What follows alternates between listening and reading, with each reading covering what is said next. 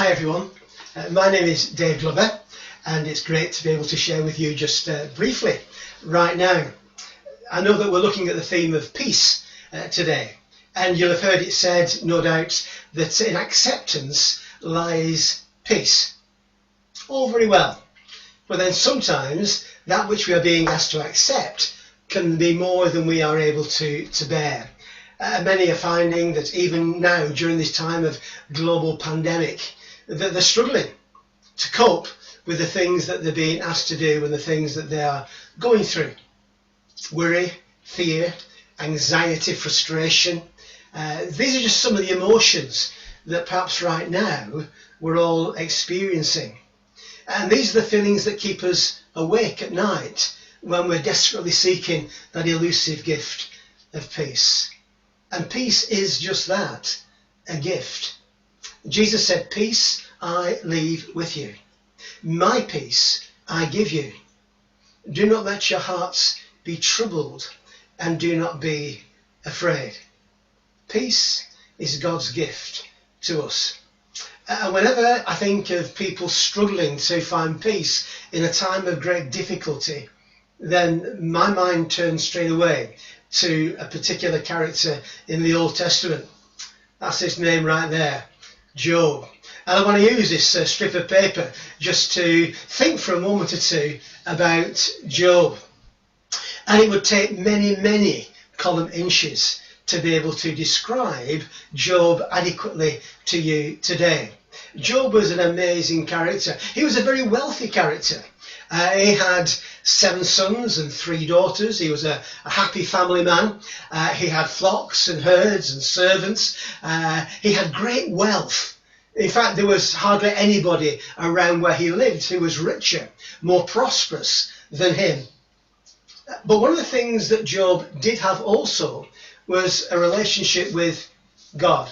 You see, Job believed in God, and he had a strong relationship with God. And you might say, well, if I had all the things that Job had, then I'd have a strong faith in God too. But Job was about to be challenged and tested in a way that he could never ever have imagined in his worst nightmares.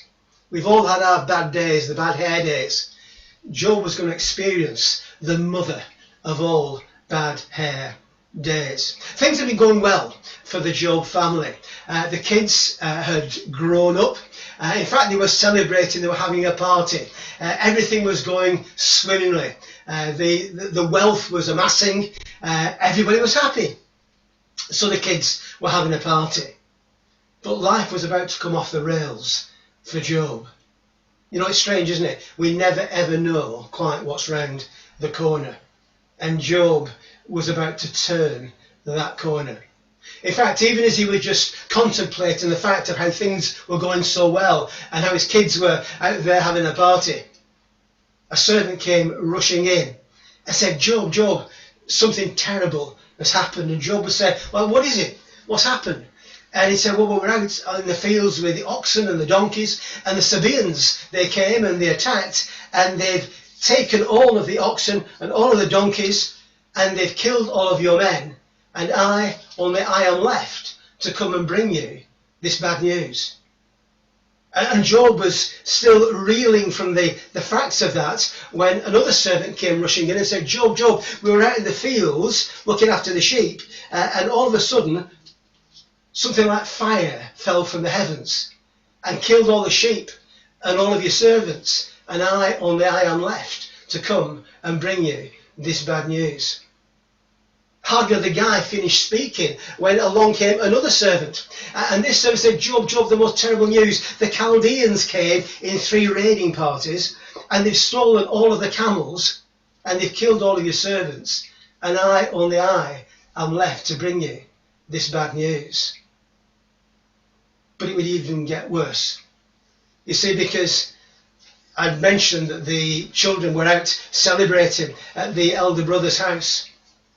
And as they were celebrating, a whirlwind came in from the desert and swept through the house, destroying it, demolishing it, killing all of his 7 sons and his 3 daughters.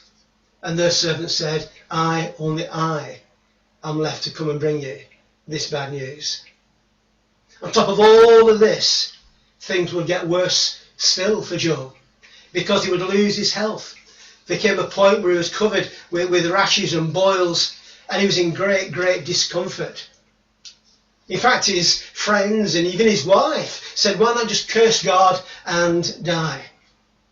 Well, why not? After all, hadn't God forsaken him? His life was in ruins, in tatters. The agony was probably far too much, even for Job to bear. But you know what?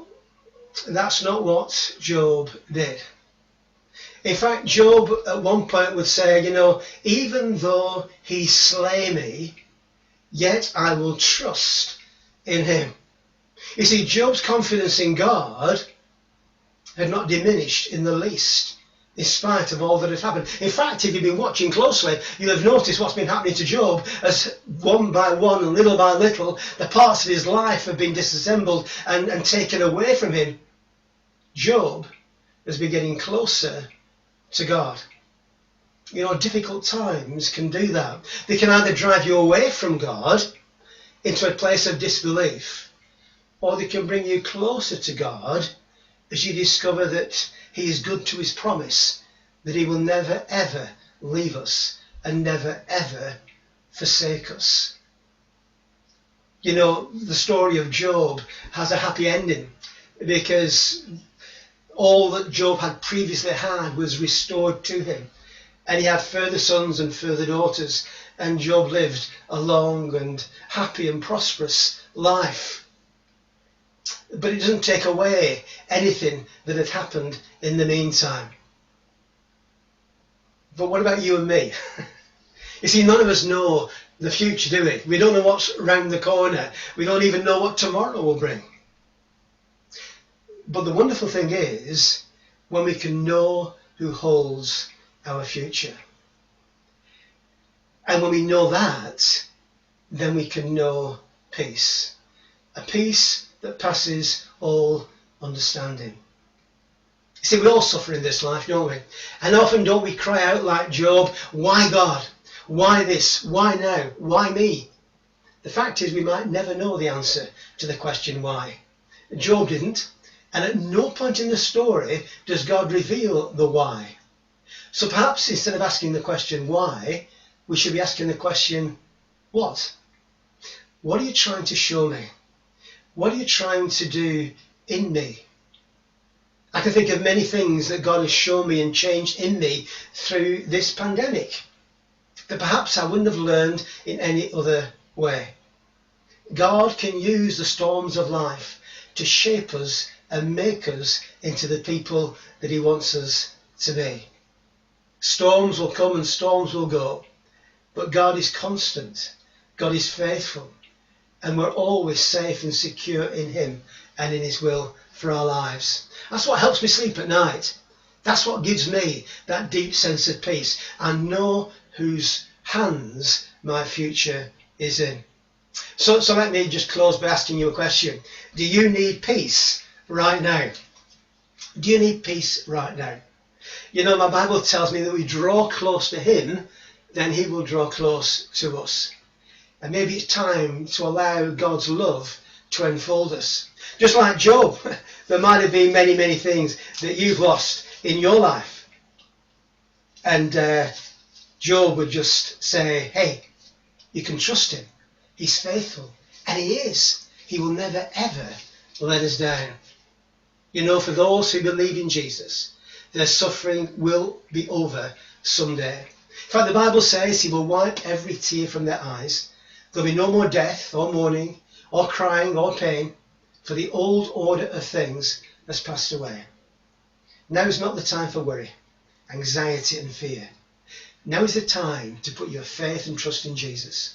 Receive his gifts of peace and know that whatever tomorrow may bring, God will be there to hold you and to bring you through. May you know God's peace in these troubled times. God bless you.